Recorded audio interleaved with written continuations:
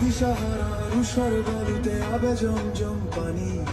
হাদি আজাদির হাসান হোসেন জান্নাতি ফুলদানি, হাদি ইতিহাস পাখিয়া ভাবিল মুসার হাতের লাঠি,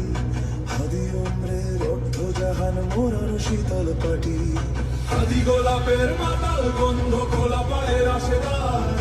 হাদি উত্তাল সাগরে জোয়ার আল্লাহু আকবার, আবু বকরের সিদ্দিক থেকে আলোর ঝর্ণা এনে,